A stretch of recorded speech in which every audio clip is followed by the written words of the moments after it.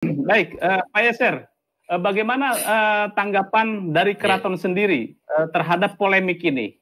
Dari Habib Lutfi katanya masih bertokol di Semarang itu membuat pondok, meninggalnya itu meninggal tua gitu. Dan sekarang di apa itu dimakamkan di dulu desa Jati Kramat. Desa Jati Kramat. Jati Kramat. Kiainya Kiai Jati Kramat itu. Kramat Jati. Kramat Jati, Semarang. Yang sekarang yang kalau di Jogja itu Kanjeng Sumodiningrat itu aliasnya Macan Ngayu Jogarto. Gitu ya. Tapi di sana jadi Singobarong. Nah ini loh. Kami apa sebenarnya? Itu dasarnya dari mana? Jadi kalau kita dari Babat, apalagi kemarin dulu pernah kami pentaskan, ya. Hanya satu tadi, ini sini.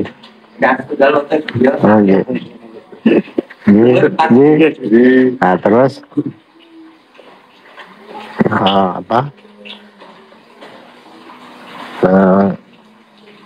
sampai dalangnya itu di Catur Kuncoro itu dipanggil sama Habib Lutfi, lu masih mengelola pondok masih lama itu, setelah kalah itu terus malah ngomong kalau KRT Sumodiningrat itu jadi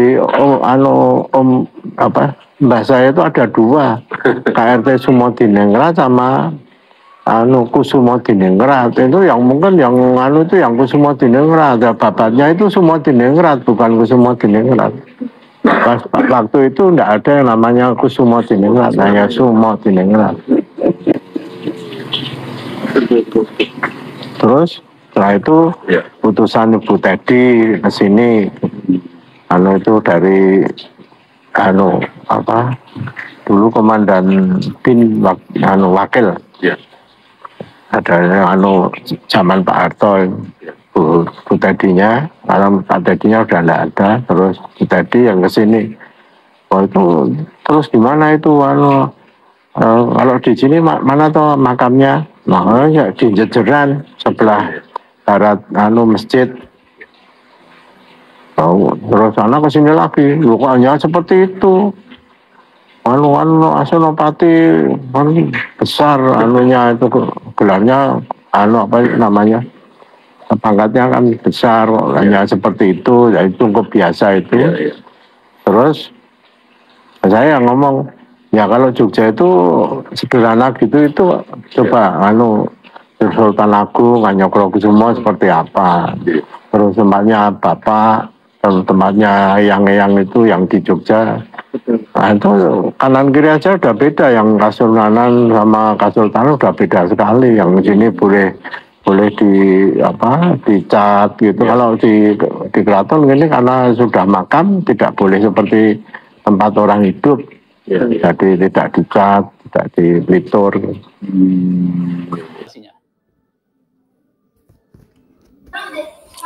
Oke, baik Pak. Terima kasih Pak Yusuf dan para pemirsa semua. Baik ya. Suara saya kedengaran ya?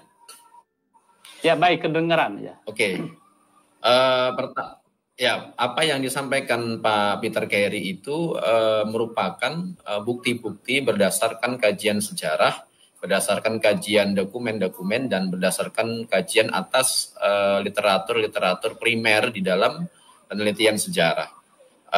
Dan begitu pula yang kami kerjakan ketika kami meneliti makam-makam ini di lapangan. Selain meneliti makam, kami kemudian mengkonfirmasi dengan data-data silsilah yang dimiliki oleh keluarga besarnya, yang juga dimiliki oleh keluarga besar cabangnya. Misalnya Sumodiningrat itu punya saudara Jayaningrat III. Maka kami juga meneliti silsilah yang dimiliki oleh keluarga Jayaningrat III, termasuk juga kami meneliti dokumen-dokumen yang tersimpan di Keraton Yogyakarta Hadiningrat ya. Berdasarkan kajian kami, memang sejauh ini tidak ada bukti kuat, bukti valid, bukti primer Jangankan primer, sekunder saja tidak ada yang menunjukkan bahwa makam Tumenggung Sumodiningrat adalah di Semarang. Ya, jadi sekali lagi, jangankan bukti primer, bukti sekunder aja tidak ada yang menunjukkan fakta atau menunjukkan cerita sejarah ataupun menunjukkan jejak arkeologis bahwa makam Raden Tumenggung Sumodiningrat adalah di Lamper Kidul Semarang, gitu Pak. Itu yang pertama. Karena apa? Karena semua data-data yang kami periksa, termasuk data pemakaman yang ada di Yogyakarta, menunjuk bahwa makam yang dimaksud dengan seorang tokoh Raden Tumenggung Sumodiningrat itu memang berada di Jejeran. Itu jelas tertulis di Babat Panular yang ditulis oleh Pangeran Panular itu, yang kemudian itu selesai pada 1816. Nah, ini mungkin pemirsa dapat menyaksikan ini makamnya di Jejeran. Ini merupakan makam yang penuh dengan goresan kaligrafi, yang mana goresan kaligrafi ini berisi doa-doa, kalimat-kalimat yang juga menjadi wirid atau amalan-amalan sehari-hari para ulama-ulama di Keraton Yogyakarta Hadiningrat. Nah, makam Raden Tumenggung Sumodiningrat ini kenapa dimakamkan di Jejeran? Ya, karena tanah itu adalah tanah pemakaman keluarga besarnya sampai dengan kakeknya. Kakeknya yang di atasnya itu ada Gajah Teleno, kemudian di atasnya lagi ada Gajah Cilik, di atasnya lagi ada Gajah Permodo, di atasnya lagi ada Kiai Krian. Nah, Kiai Krian ini makamnya hanya di seberang makam Raden Tumenggung Sumodiningrat sebelah utaranya. Jadi yang bagi orang Jogja, Kiai Krian ini sangat masyhur, dikenal sebagai ulama besar atau wali besar ya. Nah, Kiai Krian ini punya istri Nyai Ageng Krian. Istrinya ini adalah anaknya Adipati Singoranu yang menikah dengan Putri Tumenggung Singoranu. Nah, Adipati Singoranu itu adalah anak Kiai Jejer. Kiai Jejer makamnya juga di Jejeran, Pak. Makanya desa itu disebut dengan Jejeran karena memang diambil dari nama Kiai Jejer. Gitu. Jadi, Tumenggung Sumodiningrat ini dimakamkan di Jejeran karena memang itu adalah desa yang dibangun oleh kakeknya. Gitu. Jejeran itu adalah desa yang dibangun oleh kakeknya Tumenggung Sumodiningrat, yaitu Kiai Jejer. Kiai Jejer ini juga adalah guru sekaligus mertua Sultan Agung Hanyokrokusumo. Iya, keluarga besar ya jadinya di situ ya. Makam Raden Tumenggung Sumodiningrat ini dimakamkan di situ karena memang itu adalah desa kakeknya yang dibangun oleh kakeknya, yaitu Kiai Jejer. Gitu. Nah, karena itu menjadi catatan sejarah besar ini di Babat Sepehi, di Babat Panular, di catatan itu tadi Pak Peter Gary menyatakan catatan surat-surat orang Inggris, Daily Journal orang Inggris yang menceritakan kematiannya pada perang Sepehi, dan itu semua valid data itu gitu ya. Jadi tidak hanya data internal keraton tapi juga data eksternal yang dimiliki oleh para katakanlah kolonial ya waktu itu ya. Dan juga data-data yang hidup di dalam cerita lisan masyarakat Yogyakarta sampai hari ini. Ya. Nah, selain itu, data yang lebih kuat lagi adalah data silsilah yang dimiliki oleh anak cucunya Tumenggung Sumodiningrat. Ya, yang mana itu juga merupakan sasaran kajian kami. Jadi kami mengkaji makam Tumenggung Sumodiningrat ini tidak hanya mengkaji makamnya sebagai fakta budaya atau benda budaya, tetapi kami juga mengkaji silsilahnya, mengkaji naskah-naskahnya, mengkaji silsilah yang dimiliki oleh anak keturunannya, dan juga mengkaji dokumen-dokumen yang pernah dikeluarkan oleh tentara Inggris waktu itu, pihak Inggris waktu itu, ya. Termasuk juga kami mengkaji naskah-naskah kuno yang berisi wiridan atau amalan-amalan itu tertulis di makam Tumenggung Sumodiningrat sebagaimana dapat disaksikan di tayangan YouTube ini atau di tayangan-tayangan yang lain yang selama ini memang membahas tentang makam Raden Tumenggung Sumodiningrat. Hadiningrat. Begitu Pak Yusuf dari saya. Oke, baik Pak Yasser. Nah, pertama bahwa ditegaskan dari dokumen primer bahwa memang seperti dipaparkan oleh Peter Carey, kemudian juga Anda meneliti bahwa Sumodiningrat atau KRT Sumodiningrat dimakamkan adalah di Jajaran. Nah, kemudian muncul bahwa wacana atau makam yang ada di Semarang. Nah, ini bagaimana ini Anda mengcounter persoalan ini? Iya, baik. Sebenarnya saya sudah menulis satu jurnal ilmiah yang terbit tahun 2023 lalu yang membantah mengenai klaim tersebut, ya. Kemudian sebelumnya juga bulan Juli tahun lalu 2023 saya juga mengeluarkan draft tulisan yang itu sebenarnya hasil dari diskusi saya dengan terahnya Jayaningrat, terah Sumodiningrat dan terah HB2 yang kemudian itu menyebar kemana-mana dan menjadi viral waktu itu, gitu ya. Saya sudah membantah itu, termasuk membantah salah satu karya ilmiah tingkat S2 di UIN Sunan Kalijaga juga yang ditulis oleh Siti Fatimah, yang mana karya ilmiah itu setelah kami kaji sama sekali tidak merujuk data-data primer itu. Data sekunder saja tidak dirujuk, apalagi data primer gitu. Termasuk data itu berbicara mengenai Perang Sepei, berbicara mengenai Sultan Hamengkubuwono II, tetapi karya itu tidak merujuk serat Raja Putra atau serat yang menceritakan silsilah raja-raja Yogyakarta, termasuk menceritakan anak-anak dan menantu-menantunya, gitu ya. Padahal di tesis itu dicerita katanya Raden Tumenggung Sumodiningrat itu adalah Habib Hasan yang merupakan menantu Habib II. Tapi tidak merujuk sama sekali pada data primer yang tertera di Keraton Yogyakarta Hadiningrat. Nah, ini kami telah mengkritik tesis itu dan kritik kami ini sudah diterima juga oleh teman-teman yang di dunia akademik dan juga diterima oleh para terah Sultan Hamengkubuwono II, terahnya Sumodiningrat, termasuk juga terah Mataram secara umum gitu ya. Yang mana mereka juga merasa gelisah dengan adanya data-data yang tidak merujuk kepada sumber-sumber primer seperti tesis yang ditulis oleh Siti Fatimah tersebut gitu ya. Begitu Pak. Ya, dalam tesis Siti Fatimah itu ada kejanggalan apa ini? Dan siapa sumber yang dia kuat? Kalau di tesis itu sumber yang dirujuk oleh Siti Fatimah itu adalah tertulis Habib Lutfi bin Yahya gitu. Ini tanpa kami ilmuwan, kami tidak ada pretensi untuk membenci atau menyukai tokoh-tokoh tertentu. Kami berbicara secara apa adanya berdasarkan fakta dan data.